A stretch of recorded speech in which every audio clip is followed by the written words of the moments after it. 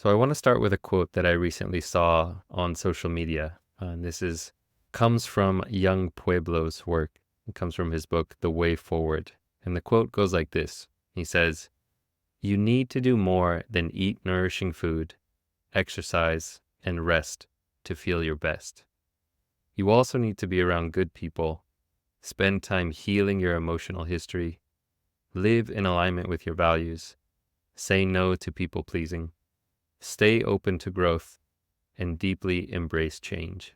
Now, I saw this quote as I was preparing for recording this podcast episode, and it struck me how relevant it is to the topic today, which is that we need to do more than just the basics when it comes to feeling our best and living our best life. There's all these other things that we need to do in our life, like being around good people, healing your emotional history, living in alignment with your values, to achieve that state of inner freedom, to achieve the final goal, whether you call it liberation or enlightenment or awakening or living with integrity, whatever you want to call it, that peak of the mountain experience requires more of us. And so that's really what this episode today is all about. This, again, is part 5 in the series of The Way of Integrity, going through the book by Martha Beck. So if you have not listened to the other episodes in the series, please go back and start with the first episode. So a high-level overview of what to expect in this episode today. We're going to be finishing the journey of Dante. So as he climbs through the mountain of Purgatory and into paradise, the Garden of Eden. I'll also share a few reminders and motivations for you in this journey, things to get you pumped up and give you some more energy in this journey. And then finally, I'll be sharing a simple list of what we might call the 10 basic integrity practices. In some ways, this is a recap of the journey that we've been on so far, but it's 10 things that you can do, 10 building blocks of living your life with integrity. So make sure you stay to the end of this episode for that list. So as a reminder of what has happened in the journey so far, we are following the journey of Dante, and he starts his journey by waking up in the dark wood of error. He finds himself in this dark, foggy, wooded area. He realized he's lost his way in life, that he is not on the path.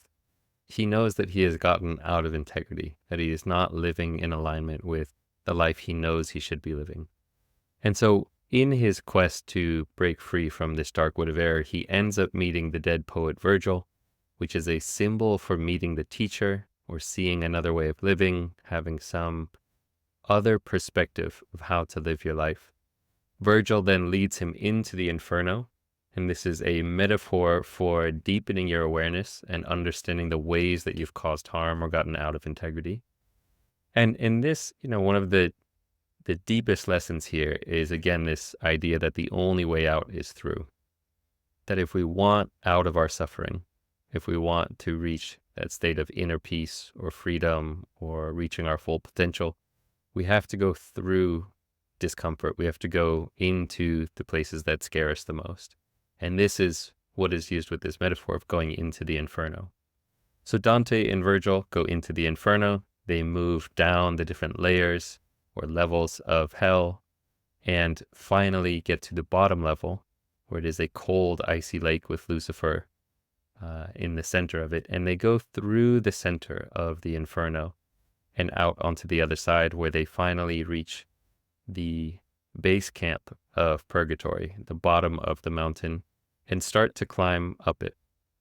And in the last episode, we talked about the first step on that journey and how it is committing to honesty, committing to telling the truth, to not lying to yourself or to others. And it is here now where we find ourselves beginning to climb up the mountain. So a big step on the path of healing is what Martha Beck calls mourning the known misery. Mourning as in grieving the known misery. And she says this in the book. She says, "Everyone who decides to embrace integrity must mourn the known misery, the familiar patterns and dysfunctional relationships they've left behind. I promise, if you give your grief space and time, it will eventually bring you to a level of joy you may never have imagined." So the idea here is that as you step into a new life, there will be sadness. Even if you're stepping in a positive direction, even if you're making healthier changes and doing things that are supportive and uplifting, there will be a grieving process that you go through. Part of you will miss your old ways. Part of you will miss your old life, the way you used to numb out or distract or indulge in sense pleasure.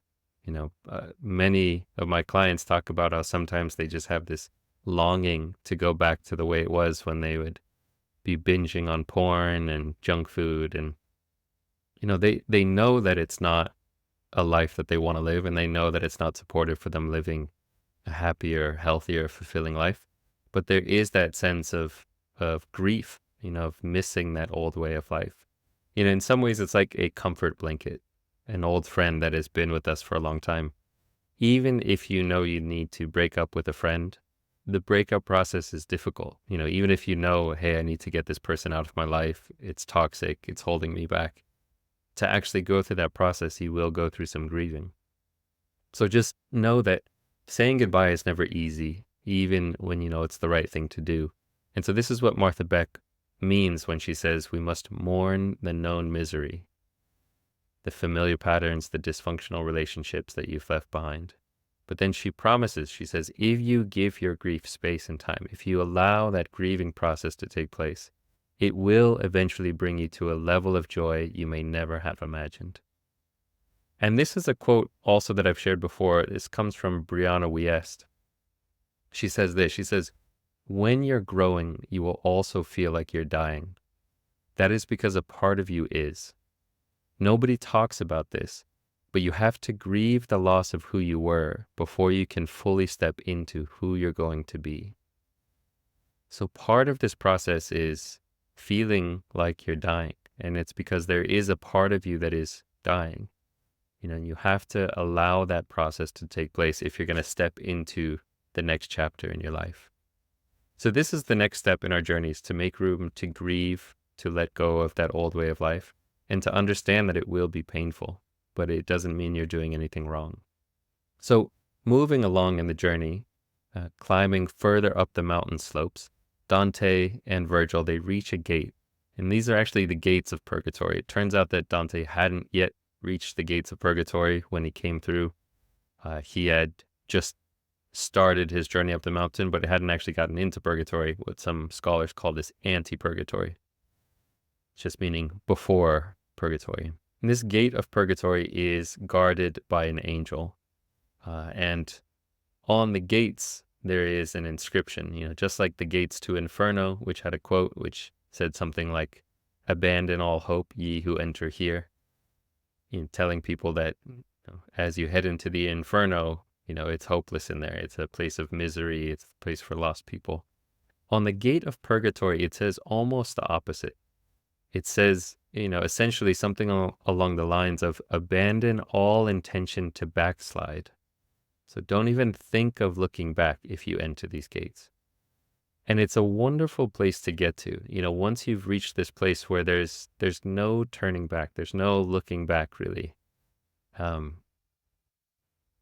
What I've noticed in the lives of my clients and of myself as well is that you do reach a point where you can no longer live a naive life. You can no longer just put your head in the sand. You can no longer, just for example with porn, you can no longer engage with porn without realizing, what it's doing to you. You can't go back to your old ways of just being in denial.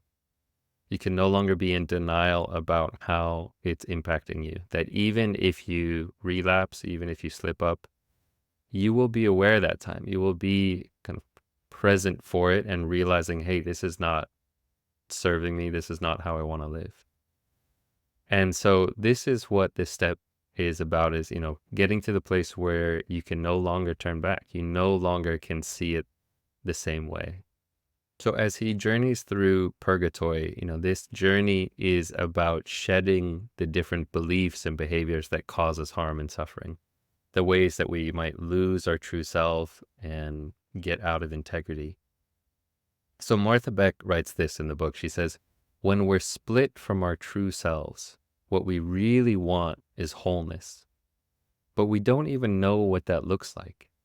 we think it will come from the dark wood of error rewards, like wealth and power, or an endless supply of sex, drugs, and rock and roll. The pursuit of these things, given the intensity of the pain that drives them, is so absorbing that we really are often selfish, greedy, and brutal. But real relief, the sort that brings us back to the person we are meant to be, comes only when we embrace our true natures. So I want to dissect this quote a little bit because there's, again, so much beauty in it, that what we want, again, is wholeness, that feeling of being at peace inside, the feeling of being able to walk out on the streets with our head held high because we know that we're living a good life, that feeling of integrity. And what happens often is that we get hooked on these dark wood of error rewards. We get enticed or seduced by things like wealth and power, validation, pleasure, money, sex, drugs, all these things that in our society we're conditioned to want to chase after. And the pursuit of these things, as she says, given the intensity of the pain that drives them, can be quite absorbing for most of us. All the ways that we think, if I just get this or that, it will make me happy, can be quite strong. We can be quite absorbed by the pursuit of these things. And it can lead us to things acting out with selfishness, with greed, with brutality. And then again, Martha Beck writes here, she says, real relief comes only when we embrace our true nature. So this is what we are exploring now in this chapter, in this final section. Eventually, Dante makes it up to the top of the mountain. He gets up to the Garden of Eden, to paradise. And in both books, the Divine Comedy and also in this book, The Way of Integrity, there are quite large sections devoted to this part of the journey, to exploring what is it like at the top of the mountain. And I'm not going to go too much in depth here. Part of this, I will leave that up to you in your own exploration of what does the top of the mountain look like for you. I'm not a particularly religious person, and spirituality even, I think, is something that is so unique to each one of us that it might be better for each of us to explore on our own what really resonates with us. But I'll just say one important thing about this is that it is important to spend some time thinking about and working on, reflecting on what your paradise is, what your ideal dream life looks like, what full integrity looks like for you. What are the values you want to live by? What does it mean or look like to be absolutely free, to be liberated? There's different terminology, different terms that we can use given what tradition we come from, if you come from a religious tradition or not, if you come from a more secular background. And there are different ways of exploring these topics of freedom or liberation or heaven or paradise, whatever it is. But it is very important for you to spend some time thinking about what is that ultimate goal? What does that look like for you? It's helpful to actually know where you want to go. So I hope that you do take the time to think about what your full integrity looks like, what full liberation looks like for you. Now, as a recap here, Martha Beck offers a short list of ways that you can get back into integrity. If you find yourself feeling a little bit out of integrity or dealing with some challenging situations, she says, here's a list of 10 basic integrity skills. In many ways, these are foundational practices on the journey to integrity. So number 1 is to notice the dark wood of error symptoms. To just notice when these symptoms are present in your life as a signpost that you might be out of integrity. Things like irritation or fatigue or addiction, anger. Whenever you are noticing these symptoms, to just tune in and say, okay, what's going on here? Is there something out of integrity in my life right now? Number 2 is to connect with soul teachers. So this is that aspect of the path of connecting with teachers that offer alternative perspectives, teachers that shake your foundations, that challenge you, that take away your sedatives. It's such a good practice to continually connect with soul teachers. Again, it might be podcasts, it might be books, it might be YouTube channels, it might be going to spiritual centers, ways that you can connect with soul teachers. Number 3 is to tune into your inner wisdom, tune into your own personal truth. In our society, there are so many different voices out there telling you what's true or what you should believe. And part of the practice of integrity is listening to yourself, tuning into your own wisdom. Number 4 is to acknowledge your own errors and to admit when you've made a mistake. So this is such an important part, is to admit when you do something wrong, admit when you've made a mistake. That's going to be very helpful. And this relates to step number 5, or practice number 5, is to remain open to the idea that you might be wrong. In other words, to have humility, to practice this aspect of being open to new ideas and saying, oh, there might actually be things that I don't know here, and I might not be right about this. So that is step number 5. Step or practice number 6 is to avoid othering people or making enemies of people with different perspectives. So in many ways, we can create boundaries and create division and create drama by othering people. And so this practice is to be on the lookout for ways that you might be doing that. Practice number 7 is to refuse to betray yourself, to refuse to lie. The ways that you might betray your integrity by lying or cheating or scamming, to refuse to do that. Practice number 8, to spend time doing things that lift you up and nourish you. This is another great way to stay in integrity, is to make the time, to carve out time in your life for things that lift you up, whether it's sports or art or community, cooking. There's so many ways that you can spend time doing things that lift you up. Practice number 9 is to be authentic, to hide less and less of yourself. Practice being transparent and honest. Again, all these things are interrelated, right? Like not lying also relates to this. To speak your truth, to practice that authenticity. Practice number 10 is to forgive yourself for violating your integrity when you didn't know better. This, again, is another critical one, is that on this journey to integrity, there will be times that you slip up, that you slide, that you do things that you regret or have remorse about. And to practice forgiving yourself for violating that integrity is going to be very helpful along the way. So those are the 10 basic integrity skills, or the 10 foundational practices that will help you on this journey. Now, a couple reminders here on the path to integrity, a couple things that will be helpful. One is to recognize that as you walk the path, you will change.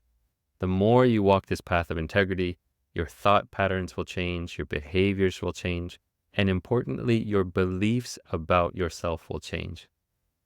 Over time, you will start to see yourself as more worthy and more lovable and more fundamentally whole, rather than feeling broken or feeling somehow lacking in some way. So that is one thing, is just to be on the lookout for the ways that you might be changing. The second is to understand that the path is what Martha Beck calls reiterative, in that it might take many rounds. You go back to the dark wood of error, you get re-hooked on these things that you thought would bring you happiness, and you have to go through the process again of waking up, going through the Inferno, climbing up through Purgatory, and again reaching that place of integrity. Sometimes it will feel like you're right back where you started. Maybe on this path of porn addiction recovery, you've been clean and for a while, and then after a couple of years, you might relapse and you might find yourself back in a place where you feel like you have to start all over again.